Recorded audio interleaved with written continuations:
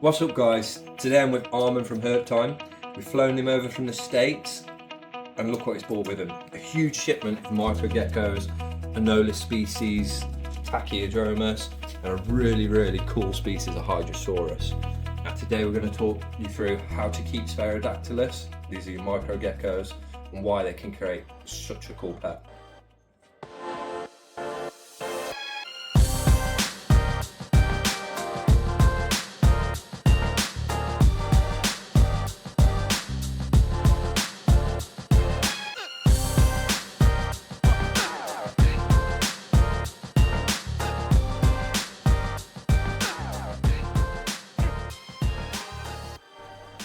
Well, thanks Arman for flying out to us and bringing over some phenomenal geckos.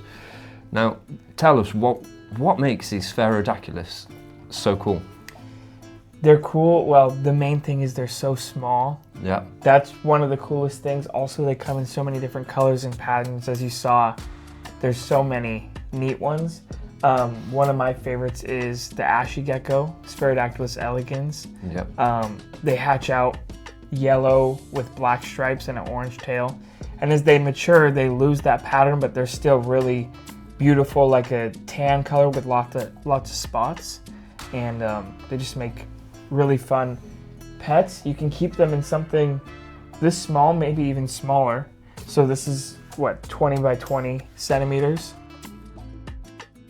You can keep them in something even smaller than this, about half this height, and they'll be happy their whole life. Right. So it makes it easy for someone with a small apartment or on your desk at work, and the care is pretty simple as well. Yeah, well that's why we thought we'd bring them in, because there's a lot of invertebrate keepers in the UK. Jumping spiders are popular, praying mantis are popular, so we really thought if we brought these in, this is the next step to exotic keeping for the invert keepers. I mean, it's a small and easy to keep pet. And even for reptile keepers who don't have the space for a bearded dragon enclosure, this is, or they already have a bearded dragon and they have barely any space left in the reptile room, I'm sure you can find a spot to put some of these. Oh yeah, they don't take much space at all. Where did the Sphaerodactylus come from? So Sphaerodactylus come from mainly the Caribbean, different islands in the Caribbean. So when you imagine, a lot of them are living terrestrial on leaf litter, and they live under leaf litter, so that's a very important part when you're setting up an enclosure, and we'll talk about that in a little bit. But they're warm, humid, very little seasonal change, and since they're from the Caribbean, it rains a lot, but it also dries out, so that's how you'll keep them misting wise, and we'll talk all about that, but all of them are from different Caribbean islands. Oh, awesome. As you can see in the background of the tanks, we don't have any basking spots. So we just heat this room to 24 degrees, and it's the perfect temperature for these. They're really great pet to keep. Yeah, so I guess we can dive into that a little bit. Since, like I said, they're from the Caribbean, they're living on the ground in leaf litter. They don't really come out and bask. They come out here and there, but they're basically like a little feeder animal in the wild. They're at the bottom of the food chain, so they have to hide a lot. So they don't sit out and bask. They're really more of the ambient temperature of the forest floor. Okay. So that's why you want to keep a general temperature. Of course, sometimes you can't heat your whole room, so in that case you might need to add supplemental heat. But in general, one stable temperature in the enclosure is totally fine. So one way to keep the temperature up is by providing UVB, which although these do hide, they do also require UV, especially females, to synthesize calcium and vitamin D3, because they lay eggs and the eggs are hard-shelled, so that's important for females especially. But UV is a great way to increase the temperature without making a crazy hot spot. So Arman, you were telling me in the US that these guys are really popular to keep.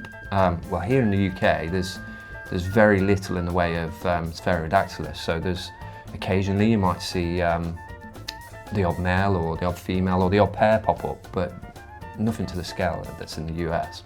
How popular are they over there? They've become super popular, so popular that it's kind of hard for me to keep up with the demand. Of course, there's other people producing them, but Me and I have a friend, his name is James Lindros. He's the one who kind of got me into them. He produces a lot, I produce a lot, and together we sell thousands a year. So, and it's really not enough because people like you, people in Asia, we're sending them everywhere and still can't make enough. So they've really become popular just in recent couple years. A Sphaerodactylus female will lay 1 egg at a time. It depending on the species and how much they're eating and temperature. They can lay every about 2 to 3 weeks, 1 egg at a time during the breeding season. And then they might take a break in the winter months depending on temperature. But if they're kept warm, they can sometimes lay eggs all year round. Arman actually filmed his packing and unpacking of this shipment, so if you haven't already, go and check that out. But the animals were only in transit for about less than 24 hours, and within that space we had a few females lay. We're obviously going to incubate the eggs. They look like good eggs, and all the animals turned up really happy, healthy, and they weren't showing signs of stress. Credit to Arman for the way he packed them. Yeah, so I packed them the night before the flight, and then funnily enough, I got on the same exact plane they were on, so they were in the cargo below me, and I came with them, and then we arrived at the same time. So yeah. They were only in cups for maybe 12 more hours than me, and so yeah, less than 24 hours they were here. Pretty cool. Yeah, it's incredible. Yeah, so obviously after the travel, we've given them a good spray down to rehydrate them. And we've given them a good feed because that's what makes you feel at home other than food, do you know what I mean? So, Arman, tell us about what they eat. So, they gotta eat little bugs, of course, and they only eat insects. They don't eat any prepared diets like a crested gecko. So, they have to eat insects. Mainly, you can feed fruit flies, both Hadei and melanogaster. For the smaller babies, melanogaster probably. And then for the larger ones, you can feed anywhere between like 1 to 2 week old cricket. Nice. And despite their small size, you'd be surprised how big of a cricket some of the adults can take down. So if it's just barely smaller than the head, they usually can eat it. So that's a great way to make sure they're getting enough food, is especially the females. They'll eat a lot because they're laying those eggs. You'll be surprised. They're small, but compared to their body, they're very large eggs for the small lizards. So that's what I feed them. So when you're feeding these guys, how often are you feeding them? I recommend every other day. When it's a bit colder, you could give them 2 days off and feed them on the 3rd day, but I recommend every 2 or 3 days.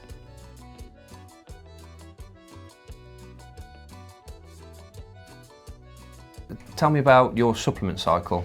So I'll always dust with calcium, and then depending on the UV, you'll dust with calcium with D3, and then maybe every 3 or 4 feedings I'll also include a different dusting with vitamins and minerals and stuff like that. So especially for females, because these lay hard egged shells, it's super important, a lot of calcium, because they can easily calcium crash, similar to like a Uroplatus or other hard egged laying animals.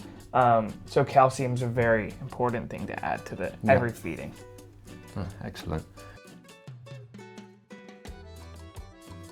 Okay, so Arman, unpacking these, obviously spotted that they're pretty fast, they're pretty skittish. Yeah. Can you tell us more about the Temperament?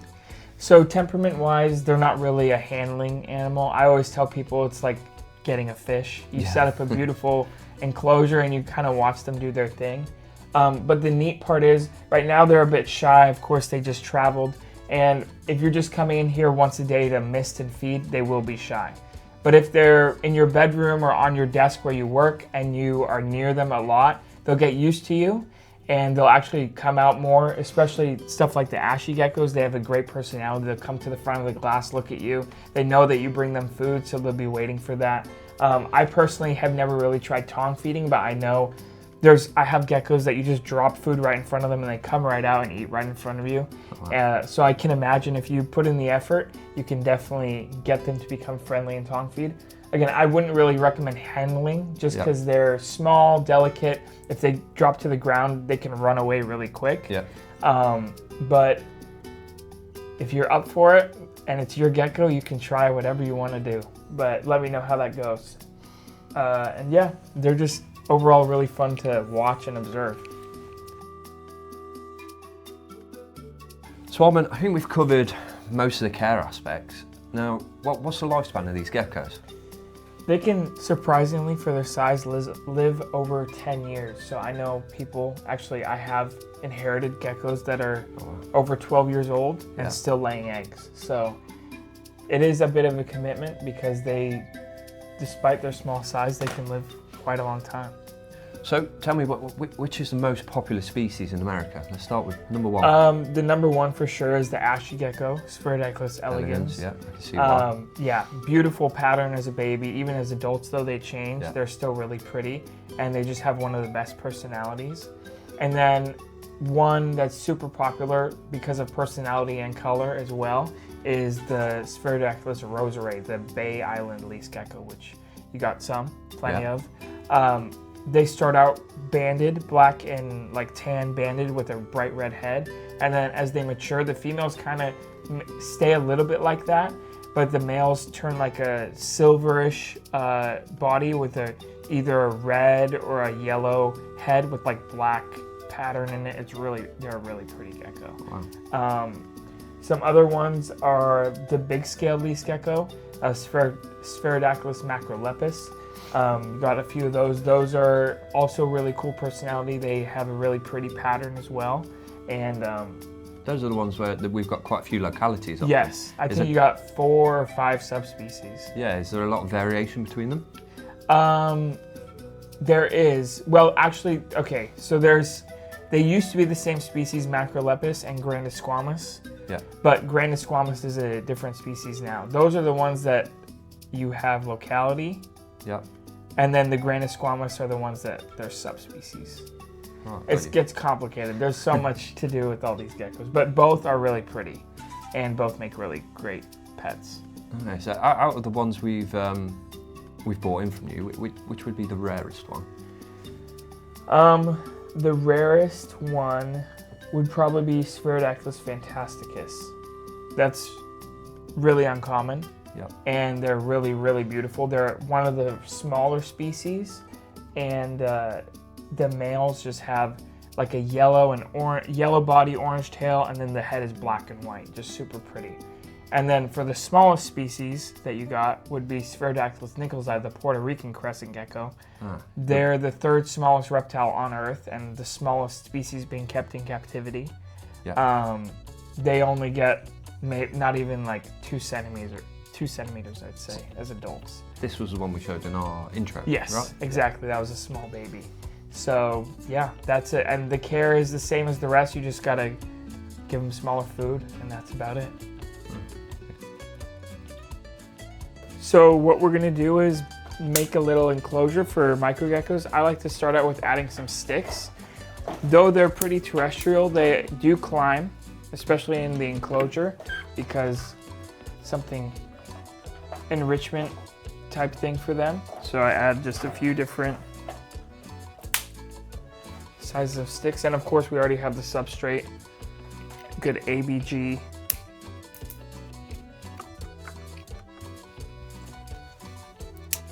And I like to put the sticks closer to the back, so if you ever have to get your gecko, the front is open for your hands because it's a small enclosure.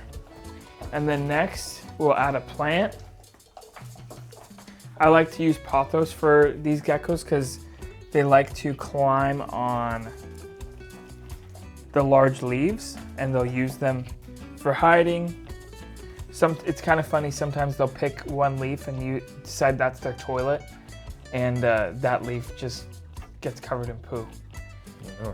It's kind of funny. They're pretty clean little guys. Leopard geckos do a similar thing. We have some plants. And then, very important for microgeckos is leaf litter. A lot of them live in it, and if they don't live in it, they at least use it to hide. So this will make sure they feel secure. Whenever they get frightened, they'll hide under this. Put just a few more pieces. So Arman, in a setup like this, where are they most likely to lay the eggs? So when we're setting up it depends on the species, but they don't no microgeckos glue eggs, or at least Sphaerodactylus. So they'll either lay them under the leaves. Elegons, for example, would always lay under these leaves. Other species like the rosaray or the macrolepis, they might bury their eggs. So we'll just add one more plant to spice it up a little more. And that's about it. And of course, these pothos are very easy to grow, and they'll take over this enclosure in no time. And that's about it. Brilliant. These pothos will fill this space. Yep. And the geckos will climb all over it, and it'll be really good for them. And it's that simple. It's that simple. Very few steps. Yeah. And then in here, is it good on there too? Mm-hmm. These are baby ashy geckos, Sphaerodactylus elegans.